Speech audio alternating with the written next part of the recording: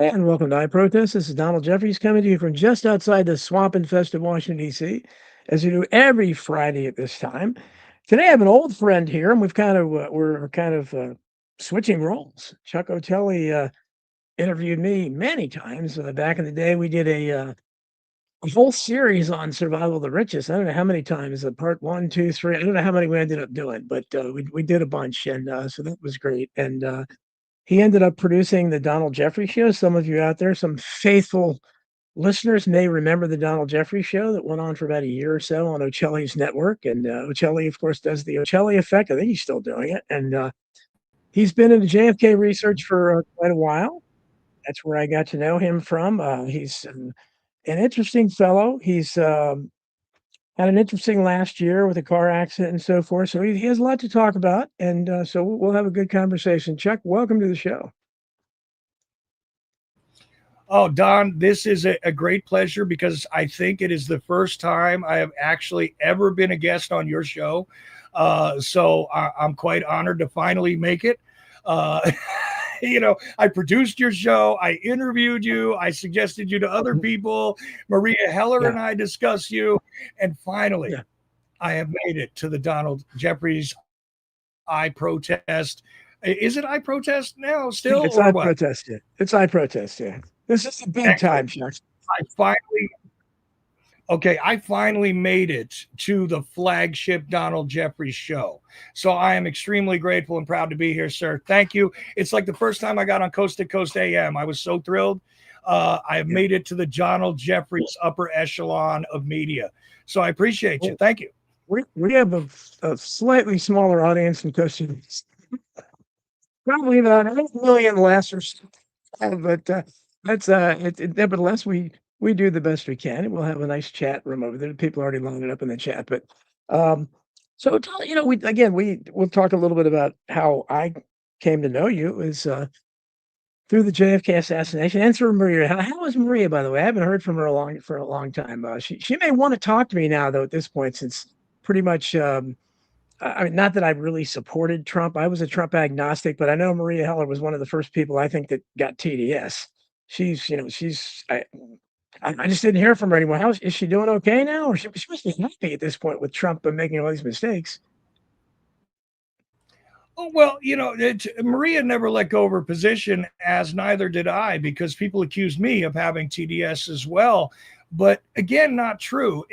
Look, it's the fact that if you grow up in a certain area, you already knew who this guy was. And you Right. already knew about his interactions long before The Apprentice or any of that other nonsense. First of all, he had to build his fake media presence in New York, New Jersey, Pennsylvania, Connecticut, that area of the country, in order to prop himself up as something to even be something. Outside of the fact that he was already a nepo baby, his father, who was a slumlord, had already gifted him with property and money and everything else. Like, that's not even my objection to the guy. But my point is, there's a long history of this before any of you people considered that Donald Trump might be, your Lord and Savior.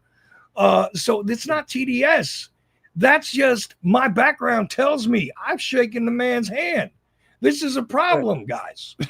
you know, Oh, you're not thinking, you're not, and no. and Billy Ray, who's producing me today, he's been accused of having TDS too. So I mean, at this point, I don't know how.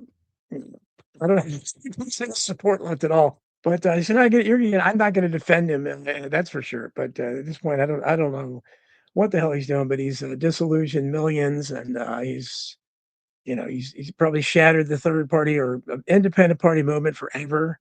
I don't know if it can ever be rebuilt because of the shambles it's in now, and so it's a shame. But going back to how did you get involved in the JFK research? I've explained I started when I was a teenager working with Mark Lane's, Citizens Committee of Inquiry as a volunteer, and so I've been at it. I think there's only two people that are still alive that've been in it longer than me. That'd be Robert Groden and Gary Mack. I don't know of anybody else. Maybe Peter Dale Scott. He's not really especially JFK research. But other than that, I've got seniority at this point. How did you come into this?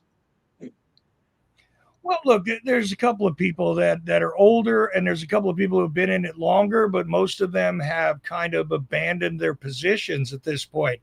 Um, anyway, longevity is not necessarily a prize here.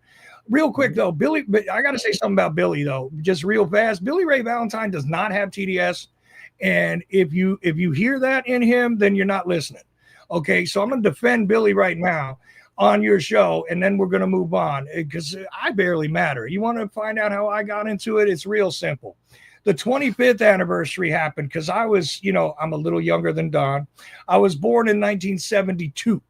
So I was born after the assassination. It took me a little while, by the time I was like 9, I was asking weird questions. But way around the 25th anniversary, when I was a teenager, that is when a lot of media started to come out, and I got very interested in it. And it wasn't going to be any primary thing for me to do because I was going to be, a musician. That was my goal in life.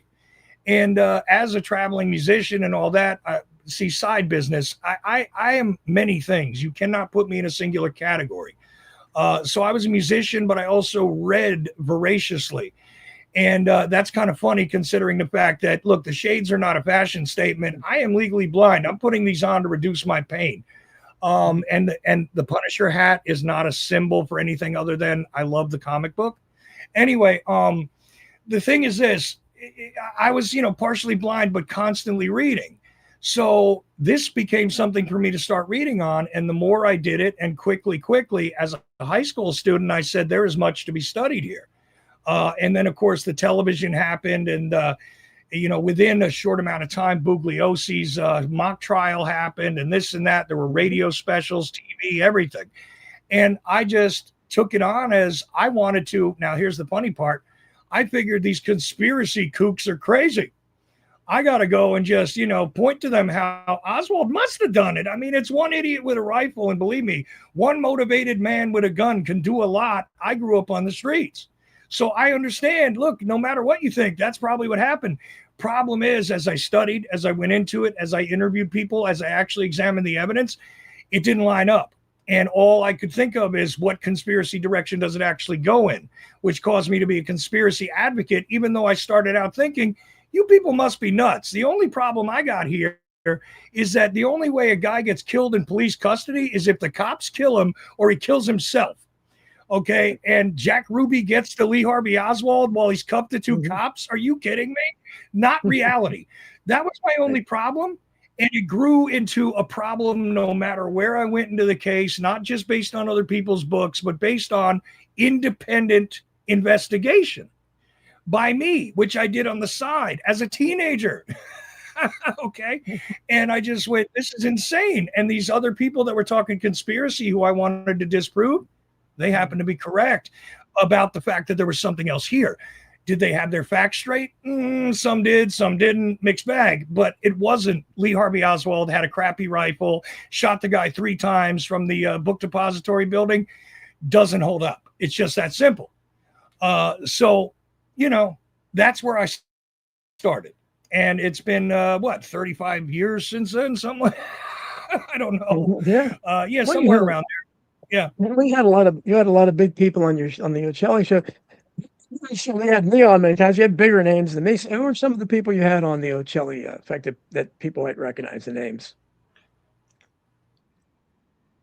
Well, let's start with a couple of witnesses.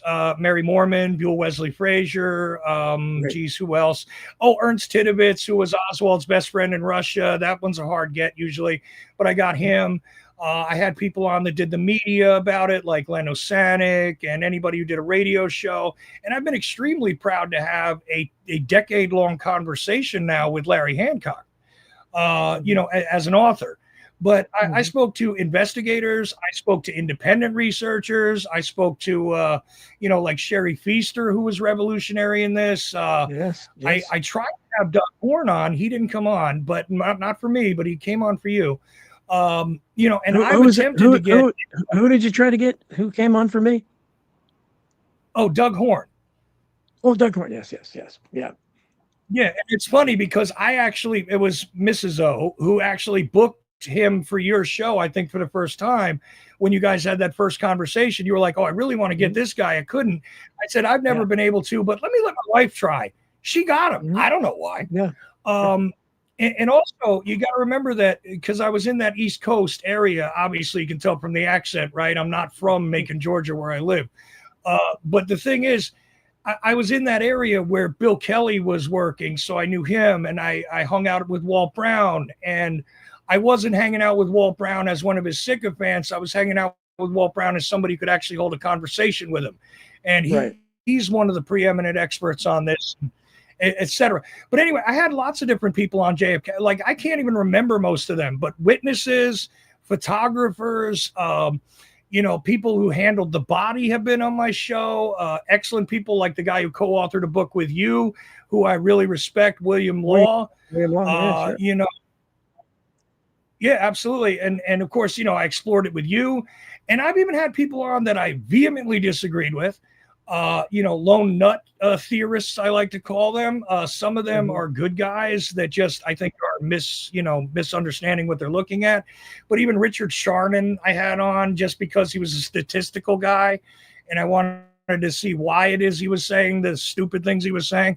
Uh, and I had to. And I tried to do this, and I made a myth series also. Carmine Savastano was the longest running guy for Yeah. that, but and I've had on a lot of the guys who today, are still doing the podcasts or started their podcasts or whatever, in order to track what they were doing. And to me, it was like let's all work together and finally come up with the right answer. And oh, by the way, we're all waiting for 2017 because I started this in 2013, going live with it anyway with the podcast.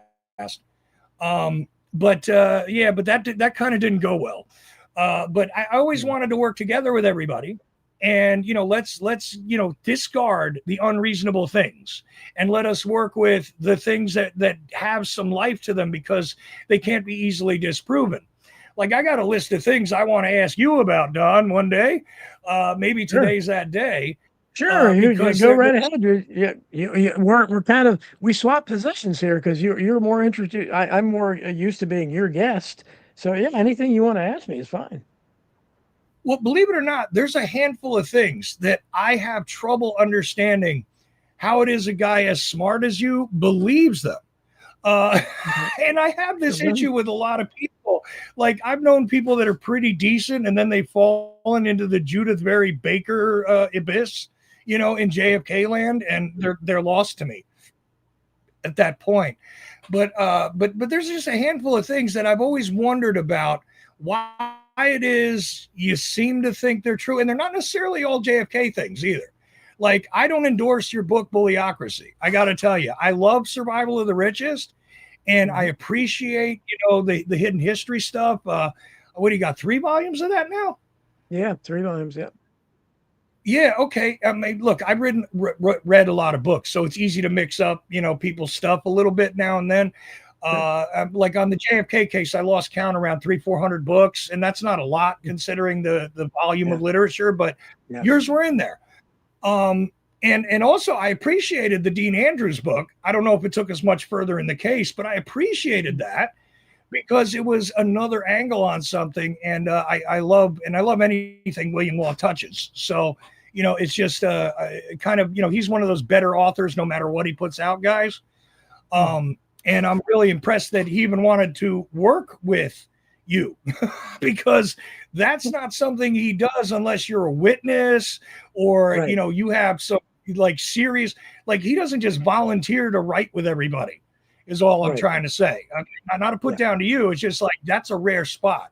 Yeah, we're friends. We're And friends. We disagree on a lot. I mean, politically on some things, but yeah, we're good friends, and we can get along civilly. I can get along fine with people I disagree with on things. It doesn't bother me. Yeah. oh, right. That's why there's a primary example is the fact that I was allowed to be your producer and work with you on stuff. And we had plenty of things to disagree about between us. Like, I'll give you one of those examples real fast, which is fun. The moon landing. You Mhm. actually buy the Bart Sibrel crap. I just, Yeah. I oh, do. it hurts my head. Yeah. Because just scientifically and objectively, you can eliminate a whole lot of his arguments, and a lot of his information is just flat false in my mind. And it's not opinion, though. It's just a matter of, if you discard all of the possible sources for things and you say that all of the calculations are falsified and you refuse to accept certain, like, give me an example of what the biggest moon landing hoax thing is for you that absolutely is like ironclad, please. The fact well, Dave, the late great Dave McGowan, and I would refer to him as the guy who put the best argument out. The Wagging the Moondoggy, I think, is still the best thing ever written on it because he did it with a lot of wit, and he showed, the fact that, as he said at the time, he died on November 22nd, amazingly enough. I think it was 2016, 2017, something like that. But he talked at the time he's writing, says, at what point, because we hadn't come to the 50th anniversary, which was 2019. Said, at what point do people start questioning why we haven't him back? Will they question it for the 100th anniversary? I mean, the point that we could go then, supposedly, we've lost the technology. They tell you they lost the original Apollo 11 tapes. What could be more important than that oops, I recorded the Super Bowl over it or something. So that would probably be the first thing. The fact that we had the technology then, which was so primitive compared to what we have now, and yet they tell you they can't go back now. That would be my main thing, I think. Okay. It sounds like a logical, solid argument, except for one thing, and that is, why would we go back? What would be the accomplishment in all the time? Like, because, there was defunding of NASA and all that, because a certain objective had been achieved. Samples were taken, if you take the official story as true. Samples were taken, and really, it's not just a propaganda mission, and nobody was looking to colonize the moon just yet. The idea was the accomplishment. So, from a political standpoint, and considering the chaos that occurs in our government regarding what needs to be funded and what doesn't, is it any surprise that once America no longer seemed to pay attention to the television shows about landing on the moon and the broadcasts, why would they bother to keep doing it? One. And the other argument that's folded into there, and this is where Bart Sabrell comes in, and I respect Dave McGowan, by the way, but Dave is, nobody's infallible. But the premise here is strange. Why would we go back, Don, in your estimation? Well, it's not necessarily that we would go back. It's just that we would continue with the space program. I mean, the 1960s was the space age. We never went beyond that. I mean, I think at that time, I was a huge astronomy buff as a kid. I knew all the astronauts' name, and I was distraught when James Lovell was, because I don't know why he was my favorite astronaut, but I always have to have favorites. So he was, of course, the commander of Apollo 13 that, was the one that failed. They had to bring him back. Well, so I'm a fan of these guys. Yeah.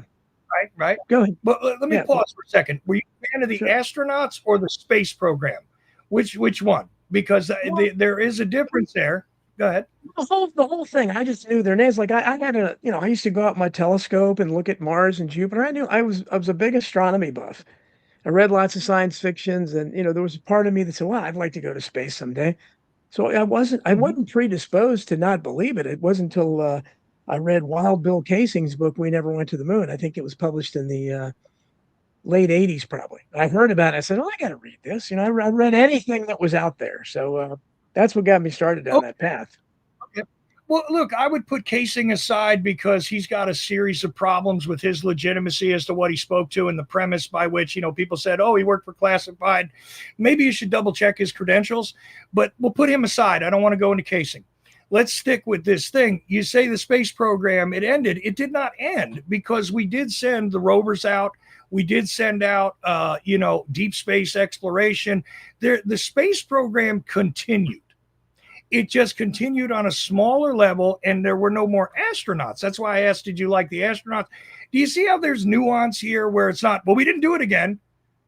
Okay, but how many times are you supposed to repeat the experiment? I'm just asking objectively here, not even trying to, because to me, it's like this is actually a very minor issue we're discussing, but a whole lot of stuff that is said about this is just incontrovertibly, easily provable false when people support the moon landing hoax. And I'm not doing it because I'm trying to protect the system. I'm the guy who would rather bring anarchy to this whole thing. But Yeah. legitimately, we got to attack things logically. So I'm Well, most asking people again. still, Yeah, go ahead. yeah. No, well, I say most people would agree with you. I think still, although it's probably a lot more that now because people doubt everything now. But I think that when I meant continuing space program, I think people like me thought that okay, they went to the moon. Don't necessarily have to Mm-hmm. keep going back there, but I think a lot of people thought maybe they'd have a base on the moon, a colony or something. But thought, okay, well, they wanted to go to and they discussed this back then. We'd go to Mars. Mars and Venus would probably be the two most feasible planets that they might be able to reach. Beyond that, with astronauts would probably be tough. But I think people thought Mars and Venus, and there's never been any talk about that. And I just think again with where we've come since then, that uh, people and I'm Okay, right in that. hang on just a sec. Yeah, sure. Pause Go just a ahead. sec. There's never been any talk about that. We never went. Here's the problem, Don. Did we not send unmanned stuff to Mars? Did we not Yeah, send the rover yes, after the space program that you're talking about? Okay. Did yeah, we not participate in the International Space Station and all that? You yeah. see what I'm saying? You're saying we didn't continue. Well, we did. We just didn't send people because just like in the moon mission issue, some of the moon stuff that was done, they didn't go straight to the moon. First, they had to figure out if, they tested to see if they could break the orbit, and they tested to see how it was they could get through the radiation belt. And therefore, they sent sensors through there to see exactly what radiation would be absorbed when it's shielded and things like logically. I'm just trying to say that logically, a lot of the premises that you're speaking to like that are false because you say we never tried to even look at this. Yes, we did. The space Well, they're program gonna, didn't continue. You're being absolute, but what I'm trying to say is there's a lot of absolute loaded into this, and this is how you control language. You see, is I mhm. load a lot of certainties into my statement, and other people have loaded them into their statement. And this is me challenging Don directly on his show, almost being a jerk. I'm not trying to be. I believe Well, Don can see this isn't as dumb as the majority of people I have to contend with all over the place. And so I ask him to consider what he's saying. This is why I'm doing this, to there's a consider question. what There's a he's question. saying. Well, I didn't know we'd be discussing this so in depth, but we got James Yonan in the chat that wants to know how does your guest explain passing through the Van Allen belts? I mean, a few years ago with the space station, they came not even that close to the Van Allen belts, and they had to quickly with retreat because they were scared that this would kill the astronauts or cause severe damage. How did we go through them? What 5, 6 times? How's that possible? Yeah, that's pretty simple if you understand how the Van Allen belt is supposed to work. There are thinner portions of it, and you go through with shielding. See, that's the thing. You can mitigate things like a blast of radiation from an X-ray is fine for a couple of seconds, but they still want you to put the lead over your junk so you don't zap it all, right? Okay, well, same thing happens here in a different environment, by the way, because if you accept that the space is made up of, very low content of debris that's floating in its environment, you're talking about different environmental conditions. And when you pass through the Van Allen belt, if you're in there for an hour with some shielding, you won't accumulate the deadly radiation that these guys say they will. It's a matter of simple math and understanding the mechanics of the absorption of radiation. That's why that works. Now, if you go through the fat part of the Van Allen belt and you sitting there for, any amount of time, you're cooking yourself. Yes. But you see, they actually navigated and showed this and even allowed the Russians allegedly in real time to track the same thing, which, by the way, they would have loved to have called us liars in real time, I think, in 1969, Well, if we weren't doing it as they were allowed to monitor it. I'm sorry. Go ahead. well, no, that's one of the arguments that the Russians would have. But I mean, people like me, I believe the Cold War was phony. I don't think I think this was a contrived thing. So I don't think they were going to debate us on anything. So but it's because we agreed to disagree on this, but I mean, because I don't want to spend the whole thing doing this. I should set you up though with you, if you want to have a debate sometime. We'll have Bart or like, but Bart Sabrell's big. He's probably too big for me now. He's been on. I think he was on Joe Rogan and all these other big Yeah, shows. So he got on Rogan, so I don't think we'll see him.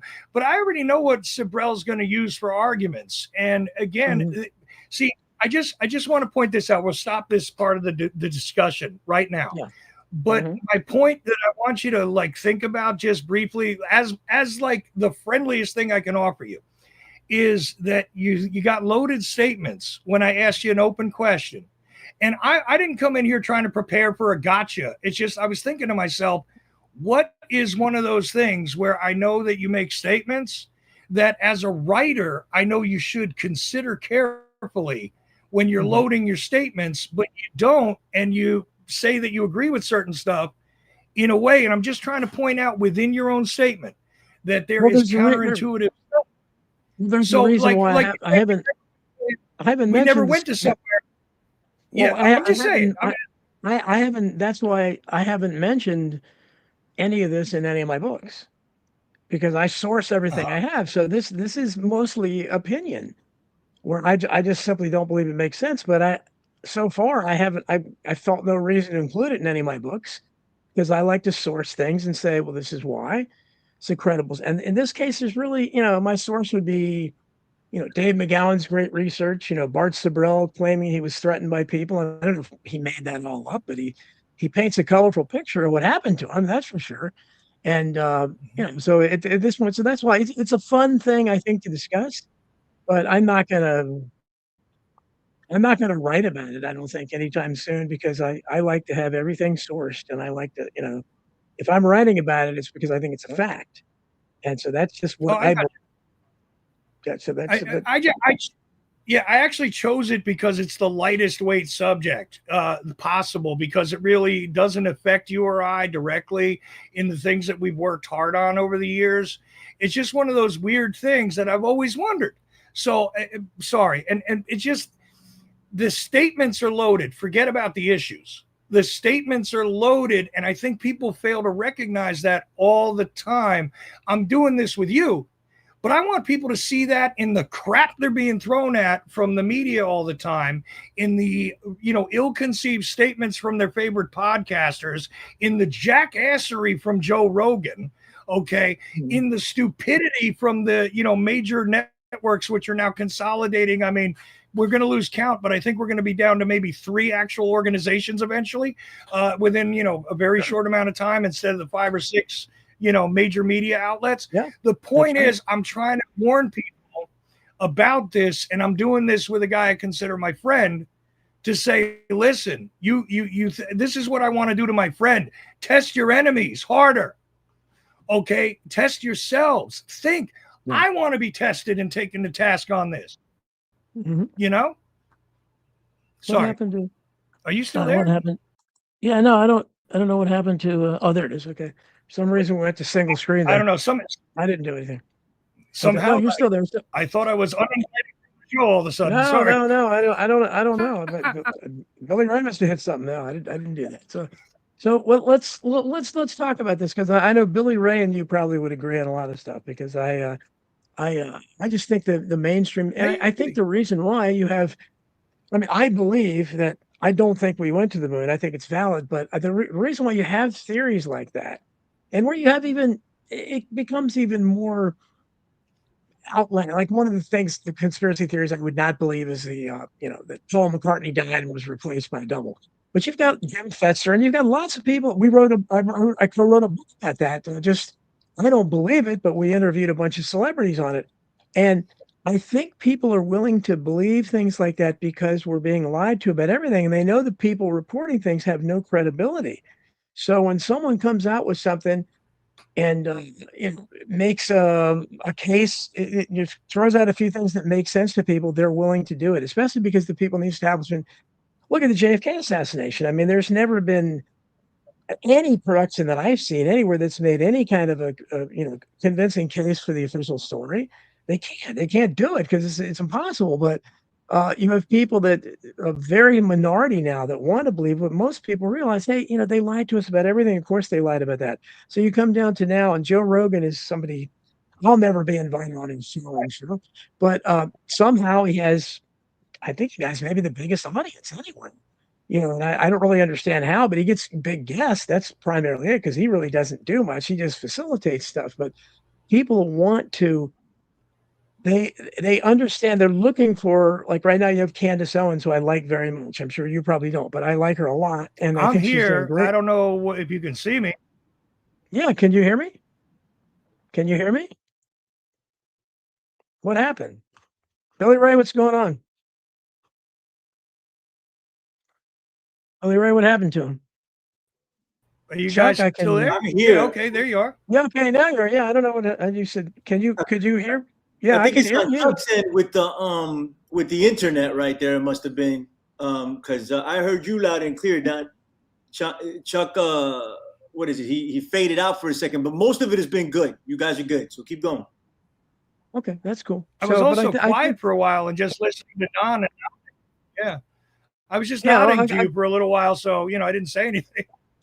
no, yeah, I didn't, and then you disappeared. Your picture disappeared. But what I'm trying to say is basically we get to the point where so you have people looking, and the alt media. You have people like me, people like us at our level that reach only so many people. And I think we're doing good work, but we don't have much of a reach. But the people that have the bigger platforms, and now you got Tucker Carlson and Candace Owens that are both doing what looks like good work, but it's being consolidated, like you said, and the alt media is becoming consolidated like everything else. So you have Joe Rogan, Tim Pool, who I don't understand at all, but somehow, and you have Candace Owens and Tucker Carlson. There's a handful, maybe less than 10 that have really big names. And I don't like that because that kind of is like the networks because there's thousands of us out here that are doing this. So, comment, what do you They like anybody in the alt media? I mean, or what are your thoughts on the alt media? simultaneously, what happened, Don, is they shattered alternative media into 1,000 pieces and then invited a whole bunch of children to come and play with it. Because everybody and their mother now, if they use a camera now, I guess you have a podcast. Okay, I hardly ever use the camera, but the thing is, they destroyed the alternative media. Actually, it's gone. Now there's a new set of gatekeepers that you think of as outside of the mainstream, but they're yet another mainstream. Is all they are. There's a few independent people out there that are trying, and I'm still one of them, and you're still one of them, but it doesn't mean that we're going to get, beyond the algorithm cages. Like I don't have a presence on Google anymore. I managed to take 100,000 member audience and bring it down to almost nothing, after raising it from 10 people over a course of a couple of years. Because the organic actually gather your people up thing is no longer a workable option. We have to adapt and overcome. And a lot of us, we're getting older, so technology is hard for some of these old men. And we're having a little difficulty catching up, honestly. But also, there's no young people to really replace us right now because they're busy being influencers or having a YouTube channel where you have to say stuff like, somebody got graped in the Epstein files and you're now a PDF and you're also unalived and etc. because they're speaking in newspeak, literally on the GooTube is now newspeak. If you read 1984 and actually read it and don't just quote quotes. But the thing is, it has continued to be yet again. They hobbled it because we were getting dangerous about 10 years ago. We were actually a dangerous challenge to the narrative about 10 years ago. Well, absolutely. And people mention Alex Jones. Of course, he was the biggest name for a long time, and I think he kind of mirrors Trump right now because he's really losing his audience big time, and I don't know what he's doing, but he's kind of exposing himself to his entire audience. He still has, I guess, he has a name, but that's the problem is that it's becoming consolidated and I look at the alt media. I might have told you this before, but I look at it like the hierarchy I wrote about in Bullyocracy. I think that it's a popularity thing, and so people look at like they look at you on Twitter and they see how many followers you have, and that's what they determine. Okay, whether they'll follow you. If you have enough followers, they'll follow you. If not, they're going to ignore you. Same way with will they have anything to do with you, or you're not popular enough. You don't have enough support. And that really bothers me because it's like a hierarchy. And so you can't, I've known people like Whitney Webb that have blown up. I've had her on my show a couple times early on, but she's blown up now. I can't contact her. But, and there's Bart Sibrel. I hopefully I can still contact him. I don't know. But he for a while there, he was, on every big show. So once that happens, and it's very much like high school. I find it's like you go, okay, can I sit at that table? Well, I can't sit at Jim Robbins' table. Tucker Carlson's there and Candace Owens, and that's. Do you look at? And I think that's wrong because it should be. We're trying to. The purpose of the alt media is to fill the void by the fact that we have a controlled press. So if you have alt media in there, so if you guys just become conglomerates too, and that's what worries me about that. But what are your thoughts on that? Well, just like the fork that people eat with, you got to understand that there are various spears to the controlled opposition. You can choose to be on the tip of the fork, the tip of the fork piece that happens to be Alex Jones. And yeah, you can go into that controlled opposition direction. You want to be full on MAGA patriot. You can adapt the former things that were almost seen as anti-government and violence. You can become the new MAGA patriots.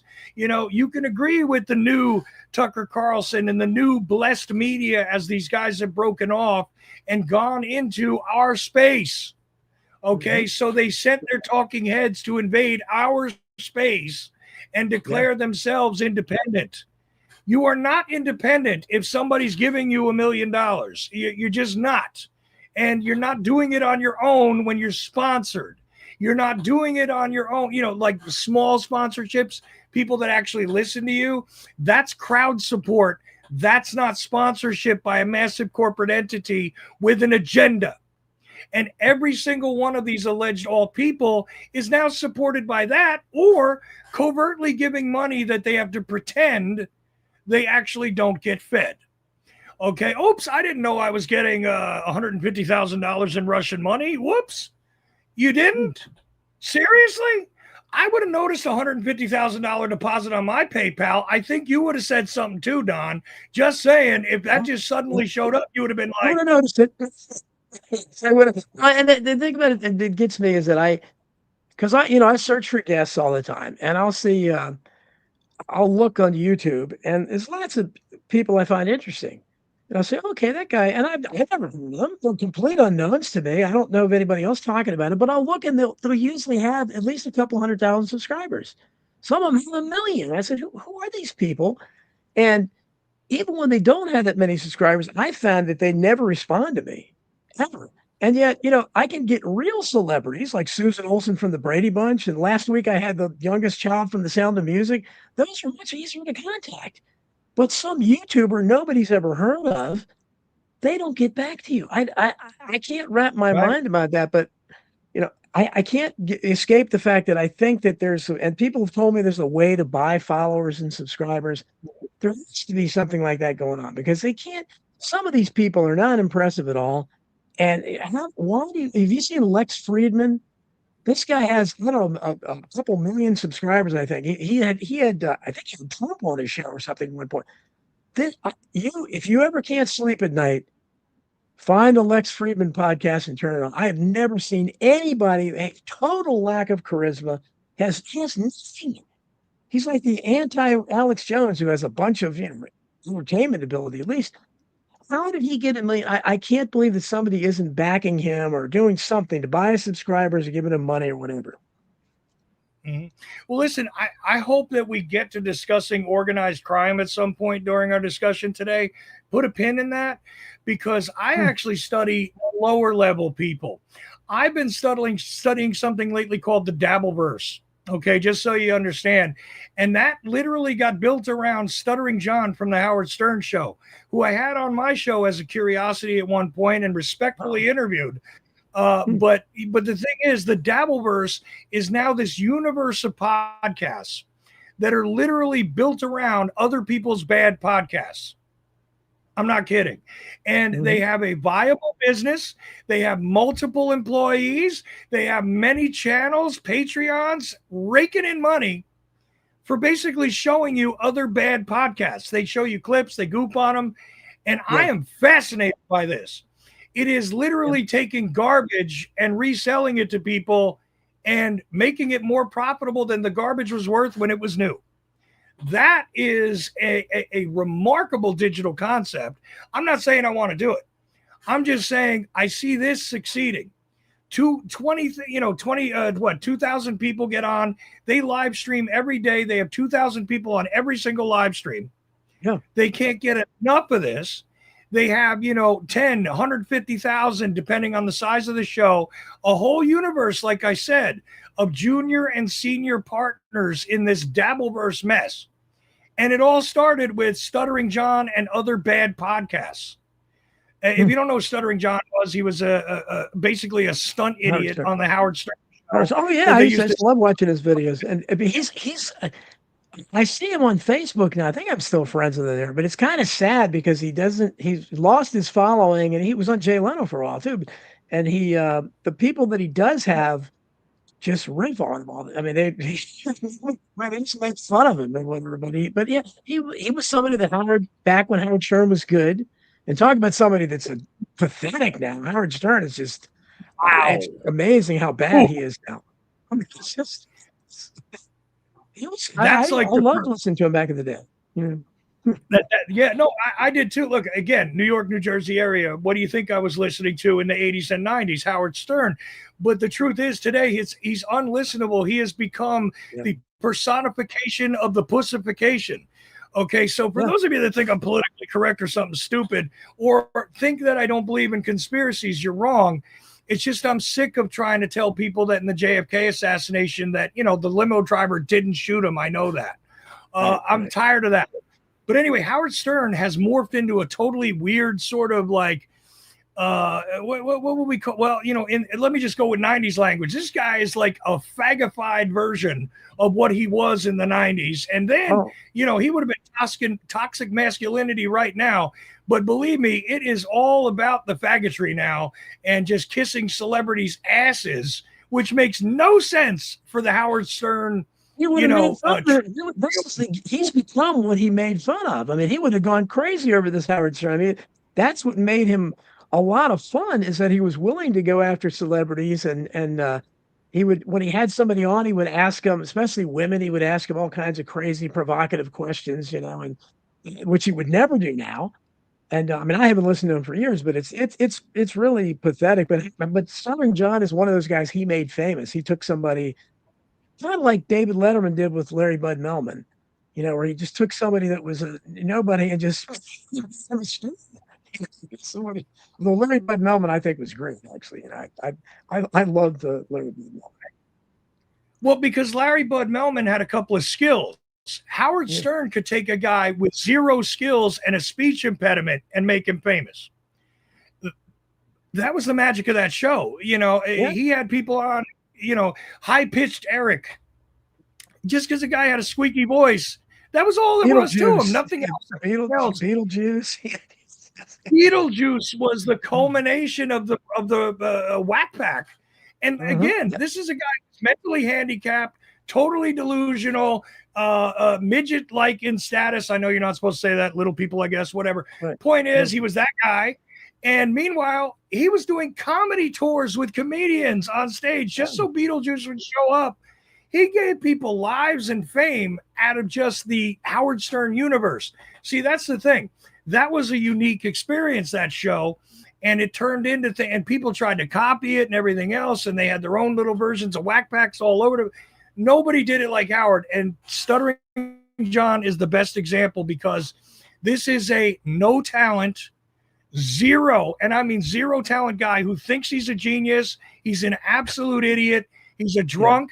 He gets on his own stupid YouTube streams. Okay. Literally, you can see this for yourself. And he makes like $50 because people are paying him $2 at a time to insult him in chats.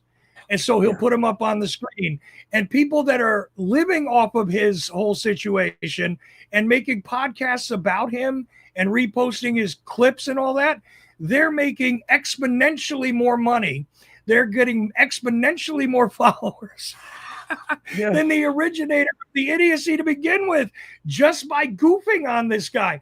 That's why I think it's a fascinating thing. Like, okay, if you repackage something really, really bad, but you put it in a nice package, people will enjoy it. I mean, it has literally built a listener community, this thing. The Dabbleverse, Don, one night when you're looking to rot part of your brain, check it out, because it is too much, and it'll become an endless rabbit hole on YouTube like any conspiracy too.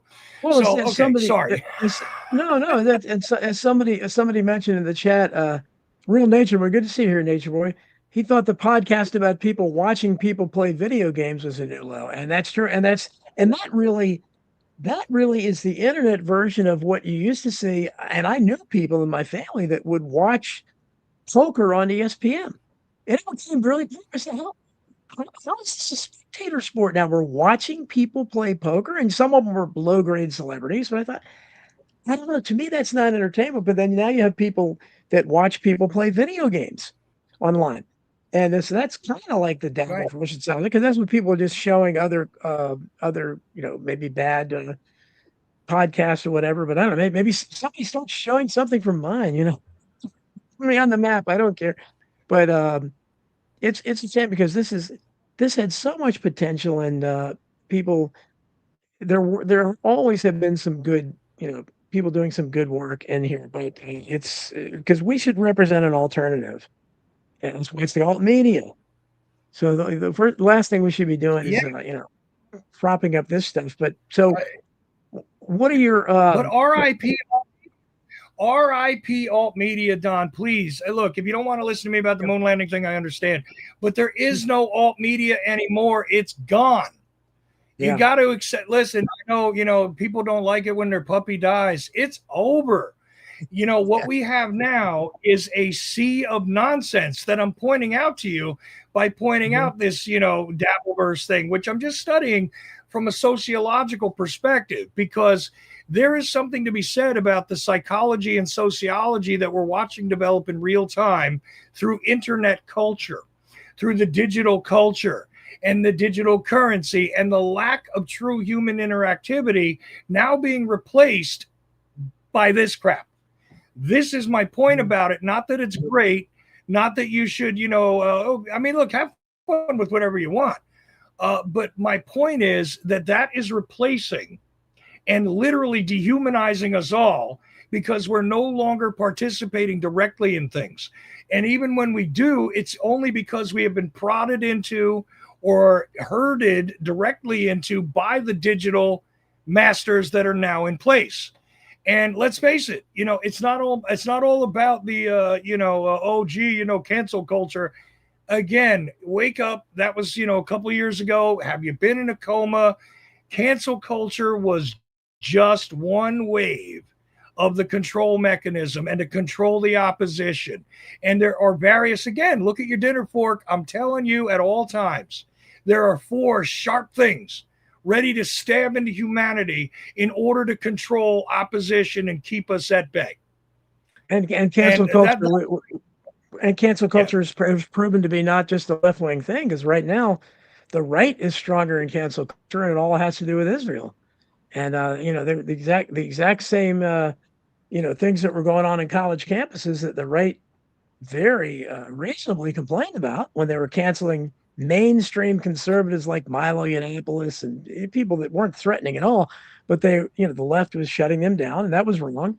But now they're doing the same thing to people that want to protest what's going on in Palestine. So the cancel culture, it's Chuck. What I say all the time is that I'm a civil libertarian. Mark Lane was one of the people that inspired me in that, and there's not many of us left. I don't know how many Americans are out there that they just don't believe in free speech. The right is shown that, okay, yeah, we'll criticize the left, but don't criticize Israel. I mean, look what we're doing now. We're fighting war for it. But I mean, Yeah, you see, there you go. Because now you're an anti-Semite. No, I hate what the nation state of Israel is doing. I have separated it from Judaism in my brain. I am Yeah. saying this state is acting, this military is acting. I did anyway. Look, I'm not going to go there because it's just an endless loop of argument. But this again is it's a mechanism by which to control opposition. Yes. Okay, and it's one of the prevarications for it. And here it goes: anyone who has the power will shut down the opposition with the imbalance of power that they have in their hands until such time. Welcome to America, as we push back incorrectly in the other direction. The silliness and nonsense that came out of the left about, oh my, if you use that word, then you have now actually committed a criminal act against me. Yeah. No. But also the fact that, the FCC is willing now, because they're in power, to go after a left-wing show like The View, which is an annoyance to me. But you know what I say? If it annoys people enough, turn it the hell off and it'll go away. Right. Anyway, the thing is, The View, that's a news show. No, it's not. I don't get my news. Nobody gets their news from The View. It's not a news show. It doesn't have an obligation. They're going after it because it is opposition. And guess what? Because they can. That's the amazing part of this. It is a matter of, why you're doing it? Like, look, when you actually speak to criminals, and whether you know it or not, you are speaking to somebody who has some experience in the criminal world. But when you speak to criminals and they are deeply entrenched in that, often you ask them really the why. It's not about what money they could get. It's not about what it is that they needed so bad. You know what? When you get right down to it, a whole lot of criminal violations are based on, I thought I could do it, so I did it. That is part of the mentality when you got somebody who's sort of a randomly destructive criminal in your community. When you break it all down and they stop making the excuses that they think everybody wants to hear, the mentality is shifted to, I thought I could do it, so I did it.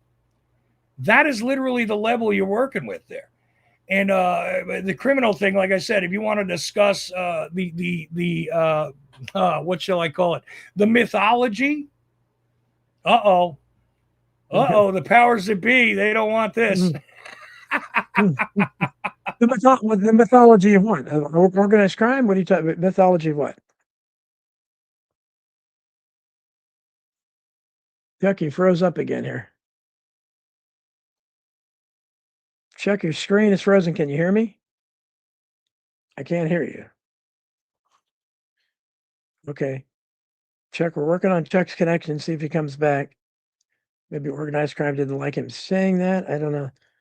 Good to see lots of people in the hello, Christine. Hi, Mark Michael 66. Good to see you guys here. Nature Boys here. That's nice. Rocky. Kianakuma, RB Ham, my buddy from Canada. I'll be on his show again tomorrow at 8 p.m. Eastern. Beyond the Pale on his Rumble channel. And E. Michael Jones will be one of the guests. So that's a big name. So I'm honored to be there. And of course, my friend, great friend, the distinguished Salim Mansour will be there as well. White Wolf, of course. Okay, see if Ocelli, can you hear me, Chuck? He's still struggling with his I connection. think it's his internet, Don. Yeah, it's his internet. Okay, good. Okay, that's good. That's not just me. That's weird. It was right. Should we take him out and put him back in? I don't know. I'll do that. Let's try that. No, that didn't do anything. I got him, Don. Let him sit. Okay, gotcha. Okay. All right, we're gonna bring him back in a second, guys. I don't know what happened to his internet, but it's nothing I was doing. I'm not trying to shut him up or anything. Adam 12, good to see you there. Okay, you put him back in when you think he's ready. Good to see you, Robin Lee. Oh, he's gone now. He's probably resetting his settings. Okay. Hopefully he comes back in. Okay. And what we'll do, guys, I'm going to put the link in there for you guys if you want to come jump in and contribute, make a video call. I love seeing you guys, the ones that. Good to see you, James Yonan. Raybo, our friend from down under. Let's see here. I saw Karen Carpenter earlier. Some new names here. Good to see you. You got TNP 108 Productions. people watching in total, Don. Yeah, it's a little bit better than it's been the last couple weeks. Good to see you, TMP Productions. John Bassaglone, good to see you. I recognize that. Gorilla Underground, 1984. That's me, Don. Oh, that's you. Yeah, I can hear Gorilla Underground. Richard Nagel. Okay, I think that's Chris Donaldson. Okay, good. See, okay, hopefully Ocelli comes back. Now I'm gonna open it up, and I want to make sure he's okay with that. Twisted Pistols, good, good. That's my boy Twisted. Ever since I've seen Twisted Pistol, we want you on our side, Twisted. Let me tell you that when everything hits the fan. Oh, cool. Adam 12 said he's listened to me many times on Rents. I hear so many people listen to me on Rents. I thought, I do have my own podcast too. So, which is great that you listen there. But I know Rents has a, really pretty big audience, but it's nice to see somebody come here from that. So let's see here. Maybe we'll get him back. Maybe we'll get Ocelli back. I'm not sure. Okay. Well, if not, I'm gonna put the, hopefully will. I'm gonna put the link in the chat. You guys know the routine, and sometimes people seem to like this, and sometimes they don't. Sometimes they ignore it and think it's nothing. But there you go. So it's under my name and Tony's name. So if you all want to come in and jump in, we'd love to see you. And have questions, and Billy Ray is here too. And if Chuck comes back, you can have questions or comments for him. Otherwise, you can contribute to the show. I mean, we are good. GBGN1, good to see you. He listens every Monday to Rents as well. We are, it looks like, I'm sure we'll talk a lot about this on America Unplugged tomorrow, but certainly, I'd like to know what's really going on over there, because I see some reports that Iran possibly be winning, but that's like they're, they've destroyed all of their bases. Israel's out of ammunition. You think that can be possible, Billy Ray? No, no, I don't. I think a lot of it is well, I know there's a lot of AI going on and a lot of fake stories. Yeah. Michael Flynn has been So we participating. don't know what's going on. We don't know. Right. Michael Flynn participating and disseminating some of the nonsense. And when that happens, you know there's something up. On the other side, wouldn't Flynn be still trying to claim they're winning? Or I don't, because we also hear that for some reason he was putting out some stuff about the bases being destroyed. I think okay. I mean there was some damage done. It's not like there wasn't damage done, but I think we got him back. Hold on, let's try it. Okay. Oh, White Wolf started there. Of course, there's Ocelli. He's trying to get in. I wonder what's going on, man. There he is. Right there he is. Okay, Chuck, we lost you, man. Can you hear us now? Chuck, can you hear us? We can hear you. I can hear him. Somebody's coughing in the background over there. Okay, yeah, I hear you. Hopefully, there you go. Yeah, we can hear you. Chuck, what I usually do now. I don't know. Yeah, we can hear you. I usually have people, especially since we lost you. We lost him again. Damn. It's his internet, man. That's what it is. What's going on? Right. White Wolf is here. White Wolf will be interesting. Let's bring in White Wolf a little bit. Hey man, me and Jason Barker are the only non-chills in White Wolf's world. So hey, Chuck, can you hear us now? Chuck? So that might be a better look for him if he doesn't turn on his camera. If he doesn't have the video, yeah. Right. Okay, there's White Wolf. Wolf, Chuck, how you doing? How you doing, buddy? Good. What are your thoughts? We're waiting for Ocelli to come back here. And Chuck, when you can hear us, I used to listen to Chuck Ocelli a lot, and did you? Yeah, he had his own station or setup or something, and I used to listen to unstable internet connection back if you're in the on day. Wi-Fi. Yeah, but I'm not on Wi-Fi. Thing they call a calendar. Hold on a second, wait. If we get Chuck, can you hear us? Chuck, we heard you. Chuck? Okay, we heard him for briefly. Go ahead, White Wolf. I'm sorry. Okay, somebody's at Twisted Pistols is asking if I have a comment about the arrest of the Chaldean priest in San Diego, and I'm sorry, I don't know anything about that. We don't either, so let's keep talking about it. I don't think the audience does. We're not bigger fish to fry, like, well, what's going so Kelly is not a shill either then, right? Because I know I'm not a shill and Jason Barker isn't a shill. Is Billy Ray? I mean, He's we're been around for Tony? years, and he's had some very interesting guests on years. The most interesting guest he ever had on was a lawyer who was talking about it was either the McMartin scandal or or one of those other scandals, but he had a very interesting podcast.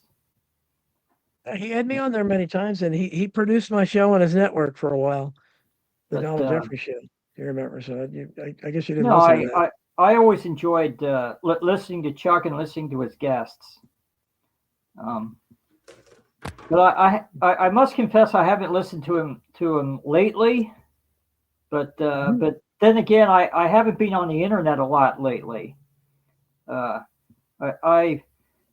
fact, the Iran war caught me by surprise. I only learned when Okay, hold on a I second. checked I'm on. gonna try to add Ocelli and see if he's working. Okay. Ocelli, Chuck, can you hear?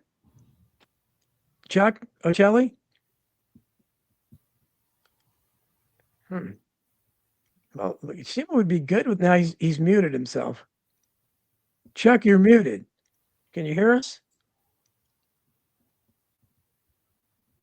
Nah, let's just assume that we're not gonna get him back until he says Yeah, okay. something. Chuck, if you hear us, jump in. Otherwise, we're just gonna, You're muted, Chuck, by the way, just to Yeah, give you a heads up. yeah. So I'm sorry. So what are your thoughts on what's going on in Iran? What's really happening? Billy Rand, we're talking because you have the one Well, side. this is well. First Iran of is all, you have weak, to understand that this is a big operation, right. and quite frankly, I think that the Iranians, the Russians, us, the Vatican, they're all on the same side, and it's not our side. And I think that everything that they've thrown out so far as being as fake and gay as World War II. I think this is all scripted. I think what they're going to do is they're going to gradually ramp this thing up. I think they're going to sink the Abraham Lincoln and also possibly blow up the Lincoln Memorial. And that's really going to get Americans thinking. I think we're headed for a false flag of that magnitude. And the pandemic, I think, was all about seeing how stupid the American sheeple are. And the government in Washington is a complete joke at this point. It's a comedy show. The only thing is that this is not a comedy. People are getting killed all over the Middle East, and this war is threatening to expand. And we got our Garby Ham from Canada. So there's my brother from we're another heading, country. we're heading to what Our Lady of Fatima talked about, the annihilation of nations. Yeah, well, so I am really concerned. Okay, hold tight, White Wolf. How you doing, RB? RB, can you hear us? RB? Hey, I'm doing fine. Hi, White Wolf. Hi, Billy Ray. How you doing, buddy? What's up, buddy? How you doing? Doing great. There's Ocelli is back. He's our guest. Ocelli, can you hear us? Chuck, can you hear me? Yeah, I'm here. Okay. You hear me? Yeah, okay. Yes. We got a couple people here. So White Wolf, RB, do you have any thoughts for Ocelli? RB Ham's courageous. He was part of the Canadian truckers up north, and they fined him like $50,000. Unbelievable. And he's doing lots of great work in his own podcast, which I'll be on again tomorrow night. Beyond the Pale, 8 p.m. Eastern. RB, what do you have any questions or anything for Ocelli? Any comments? RB, can you hear me? I can hear you, but I'm hearing you like twice. Oh. I don't know. Do you have any comments for Chuck or? Okay. White Wolf, do you have any comments for Chuck Ocelli? Well, I'm honored to be on with Chuck Ocelli. He's a big listener to you, Chuck. So like I said, I listen. I used to listen to him a lot back in the day. I confess I haven't listened to him lately, more or less because my old Google account got knocked out. It got sabotaged, and And so I had to basically start from scratch about 6 months ago. So, but Chuck, can you? I think we lost Chuck's video again. Chuck, can you hear us? All right. but This is getting out of think control. I think we're at the beginning of a real big Epstein operation here. Hold on, White Wolf. Hold on. Give me a second, buddy. So what we're gonna do? We're gonna try with Chuck one more time, and if it doesn't work, we're just gonna abort mission and run the show as it is because there's too many interruptions. Yeah. It was a dope show with Chuck so far, but we'll leave him on and see if he can, if we can There we regain go. him in any sort of way. Maybe we're okay now. Okay. Yeah, we hear you keep, now. keep your camera off. Maybe that'll make a difference. Yeah, I think Maybe without not. the video, it's probably. All You right. have a big fan in White Wolf, Chuck. Did you hear him? Beautiful. I barely heard that question in fragments. I don't know what's going on today, but here we are. I cut my camera to see if it was like too much bandwidth or something stupid, but I don't know Yeah, what's happening okay. with the technical issues. I didn't hear exactly what he said. It sounded like he used to listen to me and then he had problems with Google or something. Yes, yes. Yeah. He's a big But fan. He used I to- appreciate Yeah, you even but for I'm the a time big when you fan did of Chuck, listen. and And look, I've been and- blacklisted on the GooTubes and all that. Yeah. oh yeah, you said that, and well, I get shadow banned even on Substack. I notice it. Yeah, it's hard to get the word out there. To take a quit from the Aliens movie in cyberspace, nobody can hear you scream now. That's where we're headed. We all may be screaming soon. And RB is here. RB Ham's here, but he's hearing too much feedback. He's hearing everyone twice. So I don't. RB, do you still have a question for Chuck Ocelli? Can you hear me well enough to do that?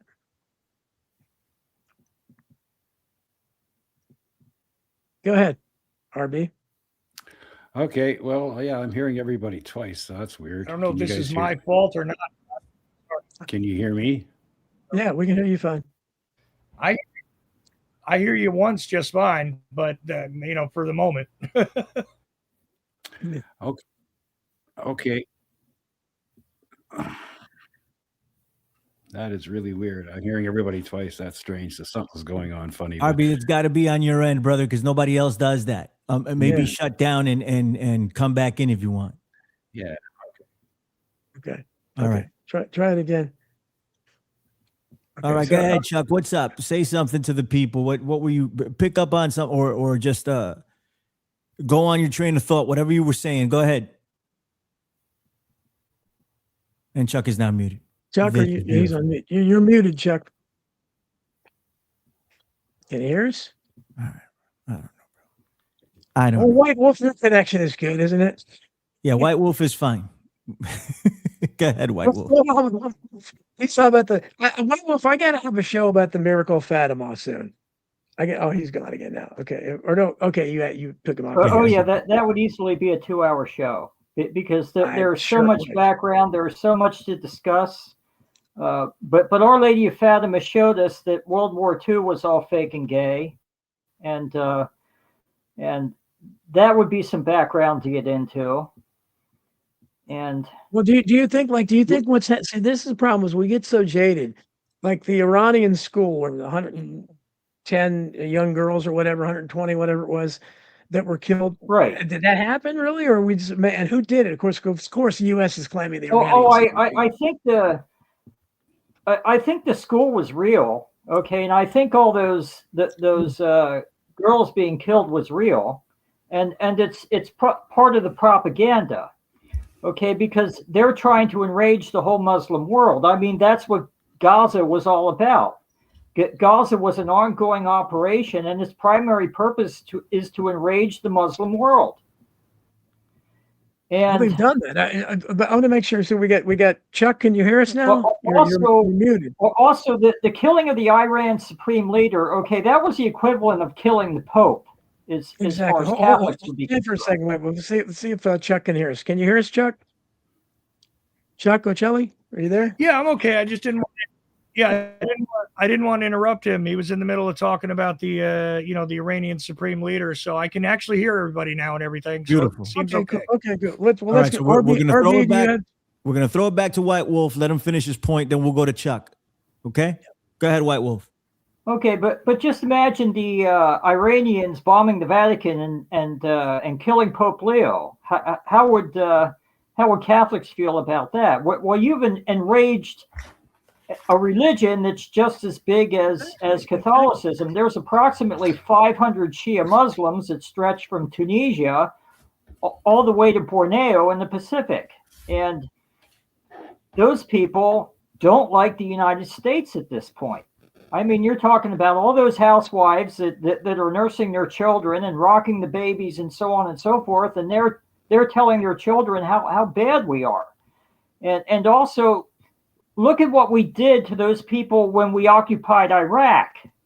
We were throwing their puppies off of cliffs. We were urinating on their dolls, and Playing soccer with that decapitated generation heads. is now of fighting age, and they remember all of that. And that's all the things they put then Bradley Chelsea Manning into prison for, because they reported that through Julian Assange. Chuck, any comment on that? Chuck, any comment on what White Wolf said? Are you there, Chuck? RB, can you hear us now, or you got back? Or you saw the? I'm fine now. I Okay. backed out and came back in, and everything's working So fine. make now. your point. Hopefully, Chuck Coachella can hear us. I don't know. He keeps coming in and out, but what are your thoughts? Well, my thoughts are exact. Well, when all else fails, they take us to war. This is part of the plan. That's why they're carpet bombing Tehran. They surgically struck that girls' school on purpose to enrage the people. Look what they did to Gaza. You don't think they'll do that in Iran? This is all part of the problem. They want to kick off this World War III, and they think that this will bring about their one world system of government. And just like somebody brought up 1984 before, remember 1984? You have sectors of the world the Oceania versus East Asia versus Eurasia. Look what Trump's talking about, the greater North America, that freaking crazy Pete Hegseth has talked about. We got Greenland, and it's all goes back to the 1930s with the technate. Remember, they wanted technocratic one world government run by AI, and the AI is controlled by the overlord oligarchs at the very top. And all these nations are working together, and they're going to carve up the world between them. And they want us all to be their cattle, to be controlled through digital tracking, digital tracing. It's all coming to being, and they want this worldwide conflagration. And it's going to be short. Trust me, no nuclear bombs will be dropped. It's all going to be controlled, so there's always a constant war. Remember what Julian Assange said. Not only did George Orwell say the war is not meant to be won, it's meant to be continuous. Julian Assange also said that when he said the point of the war is to keep it going, not to end it, because that keeps everybody in all these sectors. So the Russian people, the Chinese people, the Muslim people, the people in Europe are always in a constant state of anxiety, and they're always worried about where the next attack is coming from. That's why there's going to be, like White Wolf said, lots of false flag attacks inside the country, blamed on Muslims to keep people mad. And they'll send their sons off to die for a pointless war halfway across the freaking world just because to get back at those evil Muslims. And that's why you see all the hatred and the vitriol towards what's going on, right? At the same time, we bomb all these countries and create the refugee problem. Then when these refugees come here, we treat them, we go, oh my God, we're being invaded. I mean, it's just absolute insanity. And it's all being done on purpose to keep to bring this whole new world order about, this whole one world government about. And it's been going on for 40 years. Many people have said that it was happening. All these so-called crazy conspiracy theorists said it was coming, and it's coming right now, and it's happening right in front of our face. But at the same time, you have the controlled opposition arseholes like Alex Jones going along with it. But if you notice, now that it's safe, Alex Jones has come out and he's now talking about how Israel controls America. You just figured that out, Alex? Come on. Was it Tommy Robinson, whatever, the ridiculous anti-Muslim guy they messed up. But we look at it. How would it seem to us? We saw 9/11 as a closest thing we've had to that, where people were walking around in a stupor and ground zero, and but the people live in these countries where literally you're walking along the street and a rocket could come destroy your home, killing your kids in school happened the other day. I mean, imagine what it's like living under those circumstances, and how are you going to feel about the people that's raining that down on you all the time? How can you not think they're the great Satan? I mean, Exactly. it's I like absolutely ridiculous. they came. We're going to liberate the Iranian women, and we're going to start by killing their children. That's good. There, you know. That's right. Well, we got to put them back in mini skirts, and we got to have them be Americanized again. Yeah, they won't be. They won't be. We have to do that. Yeah, they won't be liberated until they can open OnlyFans accounts and prostitute themselves for American service members. Chuck, can you hear us now? Absolutely insane. I see you're muted, Chuck. Can you hear? Can you hear what's being said? Oh, Oh, I hope so. By the way, I have a friend named Yeah, Russell Dobler, part I of the can. Do Dissidents people. Yeah. And he's right now touring through Southeast Asia. He was in Vietnam, and he said in Vietnam and Laos and places like that where the American had such a heavy presence, prostitution, open prostitution is basically non-existent because there's such a stigma attached to it, because when the Americans were occupying those countries, there were so many Vietnamese women that turned to prostitution to make ends meet. It goes back to World War II. I wrote about that where Japan had to open special whorehouses. Those guys were raping so many women. It's ridiculous. I'm sorry, Chuck. Chuck, you were saying something? Go ahead. Chuck, can you hear us now? There he is. Chuck, sorry about that. Go ahead. Now he muted himself. Chuck, can you hear me? All right, Chuck. I think we need to try this again at some point, buddy. Oh, there is it, Chuck? Go ahead, Chuck. Yeah, I'm thinking. I don't know what I'm thinking yet, but every time I get a chance to speak, I get to hear somebody else say something, and then I open my mic and it doesn't work. So, look, they're reinstalling the Shah of Iran's bloodline once again. That's what the point of this is. And these other guys are very correct. We've been through this cycle already. It's not time to nuke the world, but it is time to do the dance once again. Look, the Shah of Iran was deposed. Mohammad Mossadegh was a legitimately elected leader. Then we, along with the British intelligence, reinstalled, guess who? The Shah of Iran's bloodline, put his son in charge.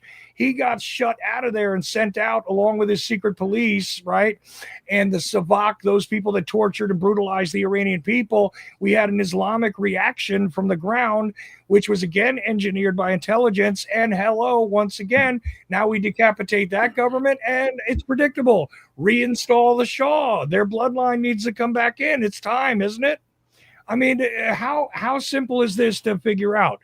It is the same pattern. It doesn't matter who the front man is, whether he's orange or his name is Eisenhower or his name is Obama or it's Clinton or Bush again. It's kind of irrelevant because here it is. The plan remains the same. That's why we have a one-party system who is designed to take care of the controllers and the owners of this, which are interested in the oil and exactly what's happening right now. Gaza is an abomination that has occurred because we are a servile state to the nation state of Israel. And that's the way it is. They take our big stick and they can beat anybody they want with it. Meanwhile, they bombed Lebanon, right? They bomb wherever they want now because under our protection, they can do so. You see, I point back again to criminality, and who knows, maybe I'll get destroyed again. Get cut off again. Chuck?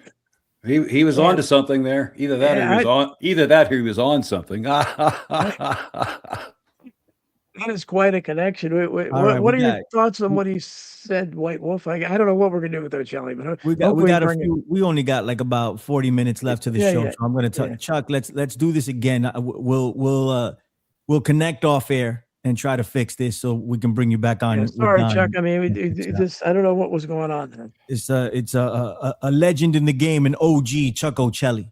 Somebody put OG in there. Yeah, I think it was. Do you think, Chuck? We'll talk to you soon. Hit me up, and we'll figure this out. Sorry, brother. Chuck. It was a good conversation, but just I don't know what's going on. We got gremlins in the system or something. Zionist gremlins in the system. Right. Hey, White Wolf, are you still there? Yeah, I think I'm still here. Yeah, you are. I just But, wanted to let you know, White Wolf, that you'll be very interested in our Saturday night show. We're having E. Michael Jones on, and I think he's somebody who you would really appreciate. I am very familiar with E. Yes. Michael Jones, and I agree with him about a lot of things. There are some things I don't agree with him about. I think that E. Michael Jones is not deep enough down some of these rabbit holes. But I would push back against something that you said. I really think that this war is going to culminate with at least as much destruction as World War II, I think so if too. not more. And I also think that the United States in about 2 or 3 years is going to look like Germany did in 1945. And I hope that people are getting ready for that. It could very well I be. really think that 9/11 was an icon for what they want to do to this country, which is a controlled demolition. Yeah. And what I see right now is that there is growing unrest, and if they set off some either false flags or maybe it's real Iranians doing crazy things, people are really going to start to get scared in this country and panic, and maybe they'll be willing to have a police state just like they did in Nazi Germany.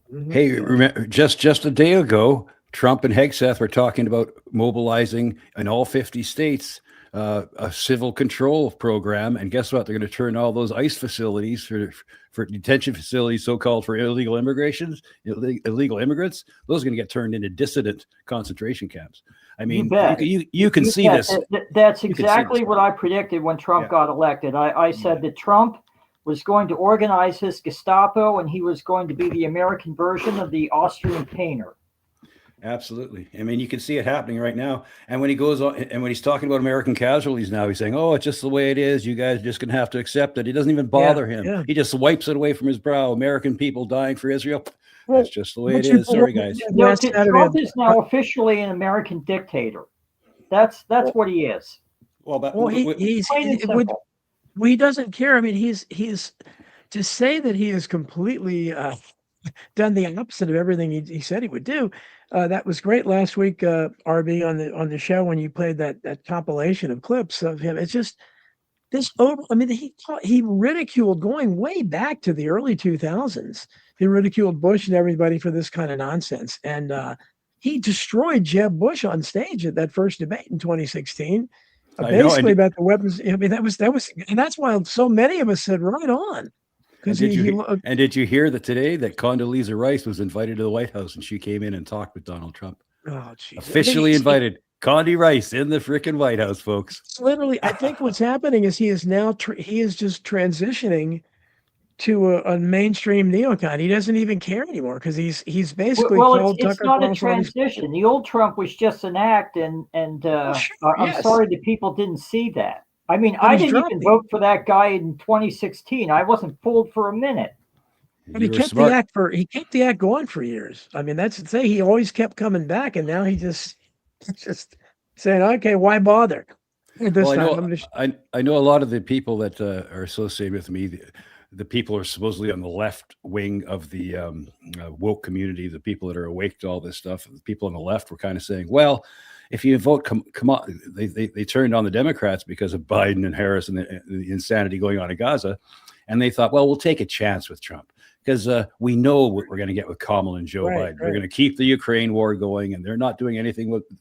And at least Trump, there was a chance, they thought, because they had Tulsi Gabbard, they had RFK Jr. They fooled us. They completely blinded us. They threw sand in our eyes and meant, "Oh, at least with Trump, maybe there's a chance." With Kamala and Joe Biden, you're playing Russian roulette with all six cylinders full. With Trump, maybe you're playing Russian roulette with only one cylinder full. Well, it turned out to be a complete opposite. It wouldn't have mattered who you really got in, but I think they wanted Trump in because he can get more done than the Democrats can, because they've got complete control now with Larry Ellison and all that buying up TikTok, buying up CBS. Now CNN has been bought up by the Zionists. It's going to be wall-to-wall 24/7 propaganda. It's going to be just and he's talking about Turkey. He's talking about Cuba again. Yep. And this guy's gone from being called an isolationist to being the biggest interventionist we've ever seen. But then again, the best laid plans of mice and men often go awry. And the way Iran's responded has been very smart. They're taking out all those radar installations, blinding the Americans, doing heavy damage in Tel Aviv right now. I mean, maybe they bit off a bit more than they could chew. This might get out of control. Who knows? Well, ISU, RB, I mentioned earlier, Billy Ray and I were talking about it. I hear so much of this because you hear, again, there's so much propaganda, but you hear from, obviously, our side. Americans are always going to claim everything's going great, and we did this. That's what they do. But you're hearing so much about Iran doing really well that they've destroyed a bunch of our bases, which are completely surround Iran, by the way. And how dare they put their country so close to our military bases? Where they do that, and they've is Israel really almost out of weapons or something? Because I mean, can this really be true? Can Iran possibly, be defeating? Well, if they want the war to go on continuously, it would make sense, wouldn't it, to keep it up, to keep the strategy of tension going? And like White Wolf is saying, they've wanted civil war. They've been remember the lies are in the news and the truth is in the movies. Mm-hmm. And what do those movies always talk about? Another American Civil War. They've been pushing it, and now they're programming it, and it's going to be tripped off. I mean, you can tell it's going to happen. People inside this country are so polarized, it's almost like it's been engineered, and you can see just people going right off the freaking rails, and you can see martial law being declared, and voting Trump out is not going to matter because the people that replace him are going to be just as bad, if not worse. And the dynamic has changed now because before it was built around Trump. Yeah. The divide now, I mean, the divide is not necessarily him now because he's losing so much of his base. So, but the divide is Zionism. Absolutely. That's what it is. Zionism. So, would there be a civil war on that? Because it's becoming so obvious with the reaction of people that there is this disproportionate power, and we are doing it because of Israel. So, and all those Christian Zionists in the South are very well armed, I might add. Do you think some blue-haired liberals, free Palestine blue-haired liberals, are going to stand a chance against that? My God, those detention facilities aren't going to be filled with immigrants. They're going to be filled with blue-haired liberals and actually MAGA-based people like Tucker Carlson and Dave Smith and all those who have turned completely against the agenda. They're going straight into those detention camps too. The saddest thing of all is, we have not, the alt media, because there's never, Chuck says it doesn't exist, but whatever this is, it didn't exist in any other war. So, I mean, well, other than the Gulf War, but if this turned into a genuine World War III, we saw what happened in World War I and World War II with the unbelievable, intense censorship. Well, remember what did Lincoln do during the Civil War? Right, going back to the Civil War. So if they have some kind of a civil war in the United States, you don't think they'll bring in totalitarian, draconian measures? Right. Are you kidding? They could. They would not. They might not allow any criticism of the war here, just as they didn't allow any criticism of World War II. So, are all of us going to be in a FEMA key? Could be, because we're all criticizing it. Wow. What are your thoughts, White Wolf? I've said for forever and a day that the FEMA camps are for the people that support the administration. The people that don't support the administration, that they're just going to let us all shoot at each other, and I think they're setting that up. You have all these idiot cops harassing people. People are mad at the cops, and so on and so forth. And it's not going to end well in this country. I'm already starting to have that feeling like I did in March 2020, and that it's only going to get worse. It's only going to get a lot worse before it starts to get better. And if it ever gets any better. Yeah, if it ever does. I put the link back in the chat room again. We'd love to see you.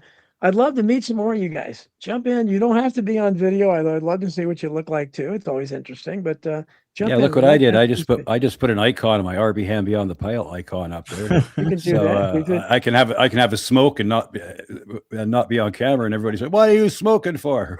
because I don't care at this point. Frick, I'm 62 years old. You think I'm going to care about my health? What do I want to live for? Do I want to live for the chance to go to the nearest concentration camp? Because up here in Canada, it's just going to be just as bad. Every major party supports Ukraine. Every major party supports what's going on in Iran. It's ridiculous. I mean, And the European countries are going to be exactly the same. Germany, France, England, it doesn't matter. They might have a chance, say, in Spain, France, or Italy for a little while until the Zionist control machine goes inside and starts triggering a whole bunch of false flags and getting.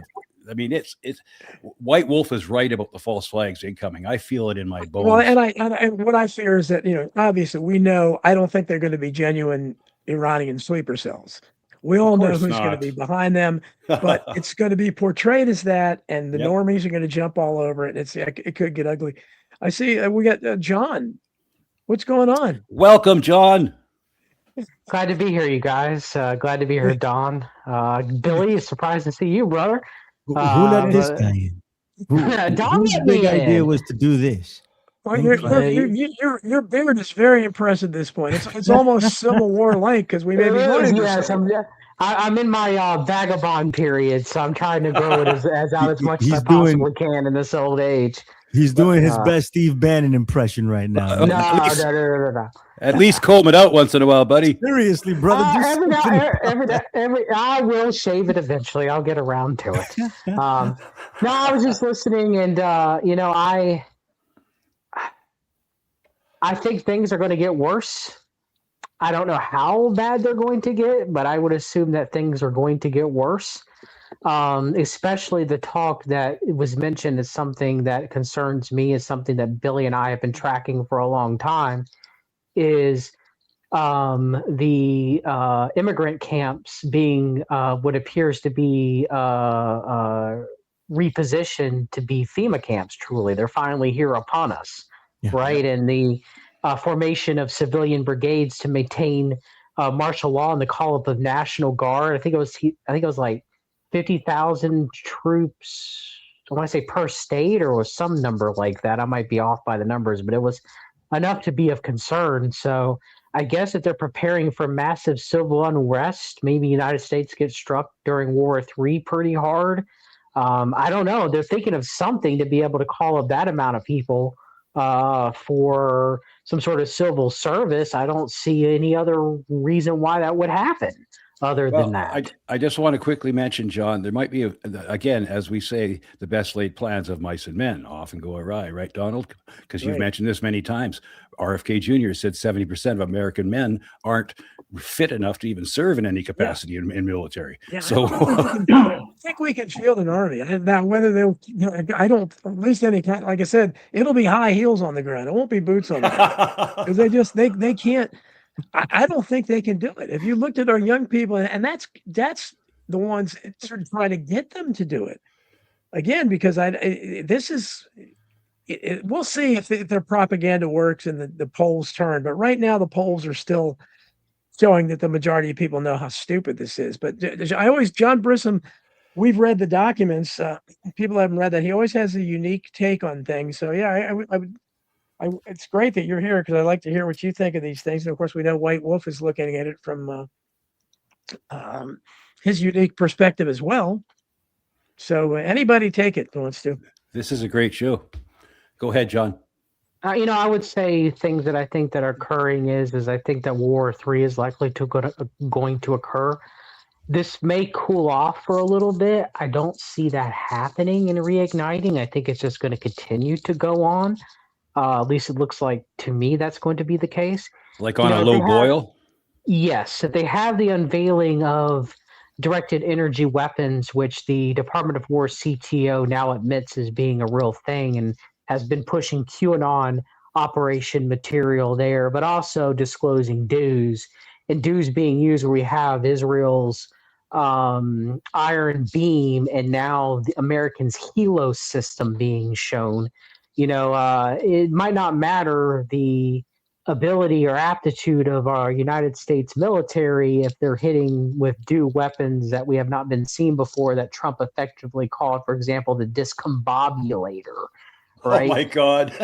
So, and the thing is if push comes to shove and the economy is completely in collapse and they're trying to restore order here in America, soldiers, if they're getting paid and they're the only people getting paid and fed, very quickly they're not going to ally themselves. Not all of them, but a lot of them are not going to ally themselves with the American public. Well, that's exactly what, and you're right, John. That's exactly what happened after the Bolshevik Revolution, because there was such a societal collapse. The only people that were getting paid and getting 3 meals a day were the guys in the army who were oppressing the people, and that's how they kept that together. And I believe the same thing is going to happen here. I do believe that there is a possibility where the United States collapse and is balkanized, and civil war does occur. And I think that that's what they're likely preparing for.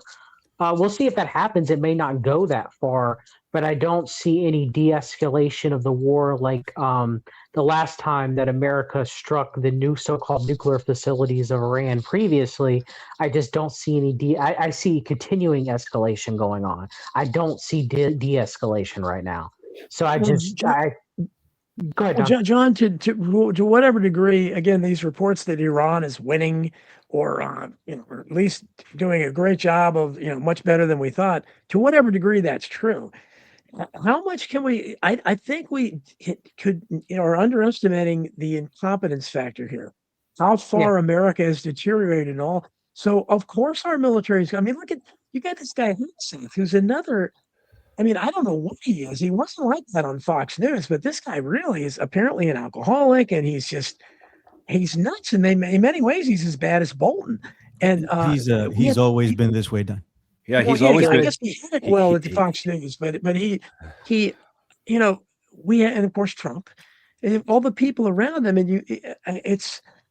and then you had the people actually fighting. It stands to reason that we probably wouldn't be good at bombing people at this point. We're doing anything because we're incompetent in everything. So is there an incompetence factor? Oh no, we're great at carpet bombing cities indiscriminately, but these the strategic takeout capability, I think, has been highly overestimated. Like whether we hit that girls' school on purpose, which looks like we might have, but in terms of dropping a lot of dumb bombs, they claim laser guided dumb bombs, like that's any better, but that's what they're claiming that they're going to drop. I mean, I look at it this way, to answer your question, Don, just real quick. I believe that it's somewhere in the middle. We're getting a lot of American Israeli propaganda that only 6 soldiers have died, and all of Iranian, most of Iran's navy has been destroyed. At the same time, we're getting a lot of Russian, Chinese, Iranian propaganda that a lot of people in the alternative media that would just dismiss, where 600 to 1,000 soldiers have died, and Israel's getting utterly destroyed. So what's the point? And the thing is the truth is probably somewhere in the middle, where we're not really be able to ascertain what that is. But I can tell you that I do believe that America, I'll say this, Russia's military technology and prowess was probably not as good as Joel Skousen used to say it is. And America's technology is probably superior, but its ability through a command structure to effectively use it is probably not that great. So what's going to come to a head, I don't know. Well, and the whole situation in India and China and stuff, people keep overlooking the fact this BRICS, the global South rising and all that stuff, setting up the perfect strategy of tension that everybody's been talking about, a one world government with different sectors of the world being controlled by oligarchs that and all they want to do is keep this war going on a slow boil at all times so they can make money off it. I mean, let's face about it. It's all about money, power, control. And the people at the very top of the power structure are just loving this right now. You can just tell. I mean, that's what it's all about, right? Weapons manufacturers and all that stuff. I mean, you look at the stocks, and the stocks for the weapons manufacturing companies are going through the roof right now. They're loving this. Well, and Trump's entire thing is built on this ego. And whatever it is, at this point, what is? I mean, the stock market is crashing. Gas prices are already shooting up. I really don't understand how anybody supports him. But he obviously has a base that is going to stay with him no matter what. I've already seen online people justifying going into Turkey and Cuba and everything. And so he said, "Oh, somebody said in Cuba, we don't have anything there." Of course, that'd be great. They don't have electricity and all that kinds of nonsense. So it would be great. And if you look at the idea of the art of war by Sun Tzu, you know who's going to be winning this war, really? China. When the enemy is destroying themselves, don't get in their way. China's got a top tier infrastructure.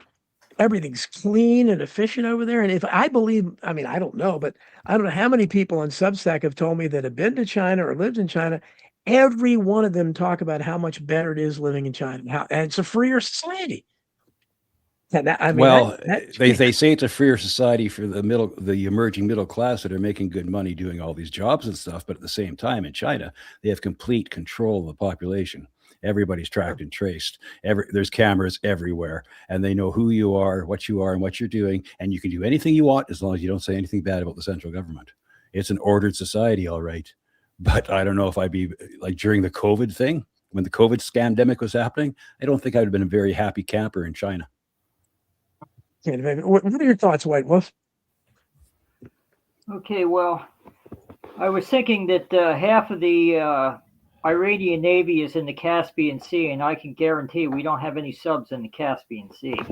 But as far as this war goes, I think it's going to maintain a very low profile until approximately Easter. I think after Easter, that's when they're going to ratchet things up.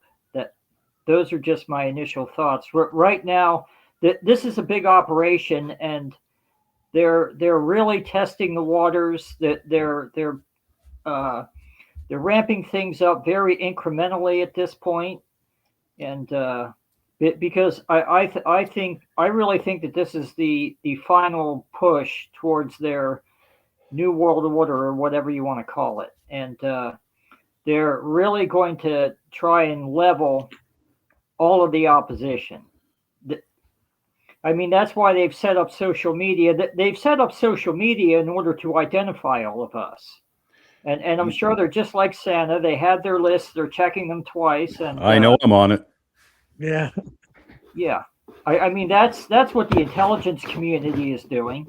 And as far as the war is concerned, I believe it's just like Ukraine. It's largely theater at this point. I mean, why hasn't the Ukraine utterly collapsed? Who in Ukraine would go and want to fight Russians at this point? Well, hey, White Wolf, I want to quickly mention something. I identified that very early on. The Russians did not. If the Russians wanted to, they could turn Kiev into Gaza in a couple of weeks. Yeah, exactly. Mm-hmm. And when Western leaders and Western entertainers fly in and out of Kiev, they have to get they have to clear it before with the Russian Air Force. When Joe Biden went there, remember when Joe Biden went there and they did the fake alarm when he was walking through the palace of the Kiev palace there, and they did the fake air raid alarm, and he was walking along like he didn't care. There was an air raid alarm going on. In the press conference they had that night, they asked the spokesman for Joe Biden, "So how did you guys? Weren't you guys worried about your safety flying in here?" And they said, "Oh no, we got clearance for the Russian Air Force beforehand." Come on, people, wake up. Yeah, it's all theater. Ukraine was theater from day one. The Russians could have invaded and occupied Ukraine in 6 days if they would have wanted to. But what I also think that Ukraine is all about is the Russians money laundering, preparing a force of hardened soldiers in order to occupy Europe, because that's what's going to happen. The Russians are going to be occupying Europe. They're going to have to, because Europe's going to collapse in on themselves, and they have no military, and their economy is shit now because they blew up the Nord Stream pipeline. So they have to get fuel at 10 times the cost from LNG sources that are now, guess what? Because of what's going on in the Persian Gulf, guess what? The LNG facilities in the Persian Gulf have all shut down. Europe's going to be Europe is fucked. I'm telling you. Europe has set themselves up for the perfect storm. You're absolutely right. And I think this is all by design. Of course. Do we dare hope that because it looks to me like Israel's been in such criticism in this country, and they may have exaggerated their ability to defend themselves. And if it's remotely true that Iran has crippled them, or they're running out of ammunition or something, are we maybe going to finally, or will they just rush a new, $1 trillion to them or something? Is it possible with this bad look and everything, and Israel not looking as invulnerable as everybody thought they were? Maybe we're going to start, seeing the grip of Zionism in this country loosening a bit? Well, Don, who in Washington is not an actor? I mean, look at all the dogs that are not barking right now. I mean, Trump should have been impeached by Tuesday. Absolutely. Yeah. Yeah, all the The war Democrats powers act all the, failed, did it? yeah, exactly. All the most of the Democrats, they signed on to this. And when you check out the APAC trackers, oh man, there's just as many Democrats on that APAC tracker Oh, of as there are course. Republicans. Of course, and And that's and you see again, but this and again, it's such a bad look. Jimmy Dore, show that Arby and I both love. He's doing really good work. And you saw that the guy that's in a Marine that was protesting got his yesterday arm in the broke. Capitol. Yeah, and his arm broke by the senator Tim Sheehy, who has gotten a record amount of contributions from AIPAC, surprisingly. Yeah, And last year he was in Israel bragging about how much he loves Israel. yeah, he did. I think he did commercials for him or something. But if you look at that scene, there were a bunch of 4-star generals that refused to turn around. Yep. They didn't even look at their comrade in arms in that a military code or something. And all the guy was doing was shouting, "We Americans don't want to die for Israel." It was disgraceful to see. There was a couple women. I don't know if it was his wife or something that was complaining, but I just see and again, anybody watching that video, I don't see how they can look and see who was the bad guy there.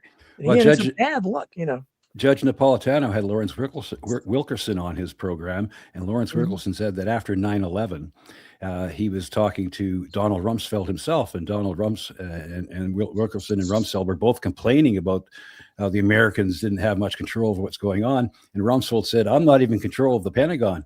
The Mossad is in charge of the Pentagon. They can come in without identification. They walk in and out. IDF generals and Mossad operatives walk in and out of the Pentagon." That's when you had a rabbi. Remember, was it Dov Zakhoff or where you had a rabbi as the assistant secretary of defense?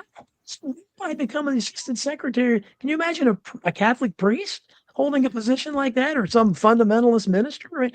People don't question this stuff. That's why my show on Saturday night, Don, that you're going to be appearing on, is called Wag the Zog Part 3, Zionist Occupied Government. Remember the Turner Diaries came out and everybody said that was a far right-wing conspiracy theory of crazy assholes? They were right the whole time. What the hell is going on? Nobody used the term Zog. That was a forbidden term. That was Turner Diaries. Candace Owens the other day was up one side and down the other saying Zog, and that we're under Zionist occupied government. So let me say something about that. You guys don't find that concerning? Yes, we have. Yes, me and Don have often talked about. It's really weird that Candace Owens and Tucker Carlson and all these people are allowed free reign to talk about this, say these things. Yes. Because I think that sets up the civil war that Dwight Wolf and John have been talking about coming. Because they do want this. They do want this hatred building up for the for the Jews, because they want. They want this to happen because what's in their prophecies, the Jewish prophecies, the Muslim prophecies, even the Christians, all the religious crazies in every religion believe that at some point in the future, all the Jews have to go back to Israel, and there will be an apocalyptic war, and of course, all the armies will descend on Israel, and that's when the great Armageddon will happen. And if they pile the bodies high enough in Jerusalem, maybe Jesus can walk down on the pile of corpses with his flaming sword and bring about the 1,000 year of peace. But guess what? All the Jews and Muslims have to convert to Christianity, or else they're all thrown into the lake of fire. That's what I actually believe. I will say this as a non-dispensationalist Christian. I do believe that will happen. Not necessarily in the way that you said it, but I do believe that will happen. That's what I'm saying. That's what they believe, and that's how they get all these idiot American Zionist Christians to go along with this insanity, because they actually believe it. They talk in tongues. They handle snakes. These people are insane. They are the danger that is present in American society right now. Not the blue-haired liberals. Not the transgender bathroom people. Nobody else is more insane or dangerous to America right now than all these Zionist Christian Southerners with their own arsenal of guns in the barn and their own shelters and their own. I mean, this is crazy. So let me say this to you. No, he's right. He's 100% right. Very good, RB. No, he's wrong. He's mistaken. About what? Because it reminds me of so who are we blaming? Are we blaming the Zionist occupied government, or are we blaming dispensationalist Pete Hegseth? Like, who gets the ire here? Okay, Well, but fair. Haig Seth has sworn allegiance to Zog, and all of them have sworn But on allegiance. top of that, like when the world scapegoats to dispensationalist Christians, if America balkanizes and turns into a civil war, and you have a Dispy who just went to their church and thought they were honoring God, but believe what's going on, and when the world turns against them and tries to kill them, like again, like who's the enemy at that point? You understand? Well, Like again, I'm not scapegoating anyone. I'm just telling you how it is. That's what these people believe, and it's sad. I understand that's what they believe, but at the same time, when the world is going to call for your average Jewish person at synagogue to die, and the world's going to call for the dispensationalist Christian to die, like to what end? If a purge happens in that regard, where everybody strikes back and everything like that against those specific people, you understand? Like at what point? Again, is your ire at the elite, or is your ire at your redneck neighbor that just goes to church and has a couple of guns? And exactly. I even raised that to Billy. I understand that, John, but what I'm saying is that this is how the controllers do this. They orchestrate this to have the left-right divide, the Jews against the Muslims against the Christians, all that stuff. It's all being engineered to strive towards this point. And I'm just saying that the biggest danger in America right now, and we could nip it in the bud if we could just get these people that are so insanely in favor of this idea of an Armageddon, of an apocalyptic war. If we could just wake them up and say, don't believe that nonsense. If we can get them back to the original Christian teachings. If you're a Christian, you believe in what Jesus spoke on the Mount. Do unto others as you would have them do unto you. Turn your cheek. It's hard to have peace in the Middle East or anywhere else when you got so many people that want it to happen. They claim that the I don't know if that's true or not, but the reports have been out that American troops have been told at some of the bases that they're fighting for Armageddon or something. Yes, there have been more than 1,000 complaints to the. There's some kind of a civil rights commission in the army, and there have been more than 1,000 complaints by soldiers on the ground complaining that their commanders are telling them that this is all to bring about the return of Jesus. So RV, let me ask you this then: are you going to turn it on the head with Russia to the Orthodox Church, telling the same thing, that they need to take all the way down to Constantinople to reclaim Russia's true divine plan to bring in the Armageddon, to bring in Jesus down himself? Russia has that. Are you holding them to the same standard? Oh, absolutely. I hold them to the same standard. And I also hold the fundamentalist Muslims who have their same beliefs. There's some kind, I forget the name they call it, the Mahdi or something, that the Mahdi is their Messiah, and there has to be a apocalyptic war in the Middle East so the Mahdi can return. There's the crazy fundamentalists are in every religion. There's crazy fundamentalists in the Hindu religion. That's why they're going along with what Israel is doing, because they hate Muslims so much that they believe that they're on the right side of God in the destruction of the Muslims. It's every religion that have their fundamentalist element. Zionism controls our foreign policy. None of those other countries, nobody has the kind of power that Zionists have in America. This entire I also want to intervene, Don, that these Zionists that you talk of are not just Jewish Zionists. There is such thing as Christian Zionists, of course. There are atheist Zionists. There are Freemason Zionists. There's Rosicrucian Zionists. Right. Well, the fundamentalists are a big part of this. I was raised Catholic, and Christianity in this country has basically morphed into the only powerful part of Christianity is this evangelical community. And as Catholics are defanged, they barely exist now. The Protestants that are not part of the evangelical community are silent. You don't have the black church the way it was in Martin Luther King's time. It's not the same kind of thing. The evangelicals make all the noise, and it's all about Israel. And it's all about Zionism because they believe it has to happen, and they believe they're the chosen people of God. And you can't have government policy based on that, and that's the problem. And Tucker Carlson, if you saw his interview with Mike Huckabee, Zionism has no intellectual defense, and you can see it when he pointed out, look, the land ceded in the Bible in Genesis would include Lebanon. It would include, part of Saudi Arabia and Jordan. Iraq, yeah. So, and Huckabee, they can take that. And the Sinai Peninsula.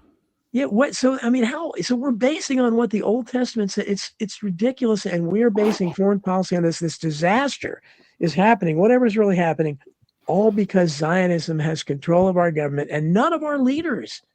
Trump isn't strong enough. Hegseth, all these alleged macho guys, they can't say to Netanyahu, this is insane. This is your war. If you want to fight it, fight it. We won't intervene. And just to interject, and that's what the Epstein file controversy, as Billy Ray Valentine has often said, that's what the Epstein files are all about. As Whitney Webb wrote, one nation under blackmail. But it's not just one nation, it's all the nations under blackmail and control. Fantastic. We have 135 people watching right now across platforms. Don Jeffries, take us home, sir. Yes, sir. Well, it's great, and I appreciate John Grissom being here. And he's going to provide a different alternative. White Wolf is unique. RB Ham, my brother from Canada. So I want everybody to listen tomorrow night, 8 p.m. Eastern, on his Beyond the Pale Rumble channel. It'll be on my social media and his social media. And E. Michael Jones, pretty big guest. It'd be interesting to see what he has to. And he's always promoting my Masking the Truth, the most censored book in the world. I appreciate that, brother. Great discussion. Chuck Ocelli, if you're listening out there, again, I'm sorry we had technical difficulties. We'll have to try to do it again sometime. And I always appreciate you guys calling. And can count on White Wolf and RB Ham to come in. I'd like to see more of you next time. We'll try Billy Ray Valentine's. Thanks for being here. We'll be talking tomorrow at 12 noon about World War III. And who knows what kind of reports we'll hear between now and then. But seriously, we got to determine who's right.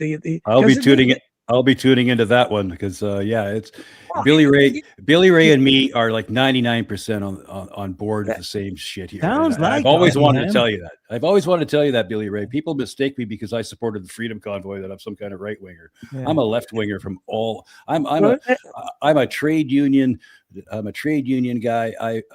I'm basically a communist, for Christ's sake. I'm a socialist all the way down to my bone. And I fought against this New World Order, frickin' global capitalist system since I was knee high to a grasshopper, because people don't understand it. They keep saying, oh, Marxism and all this bullshit. This is global capitalism on steroids.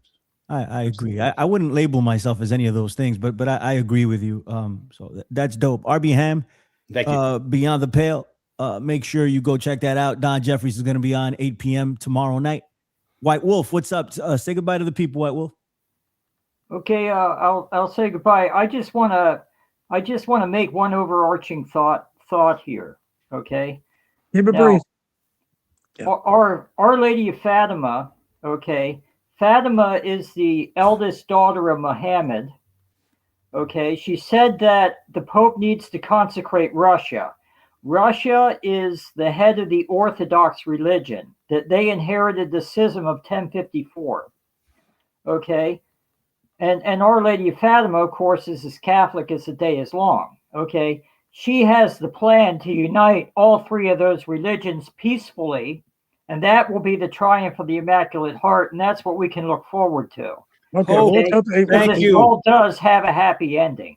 Well, let's hope that's true. And WW, I'm going to do a show about Fatima.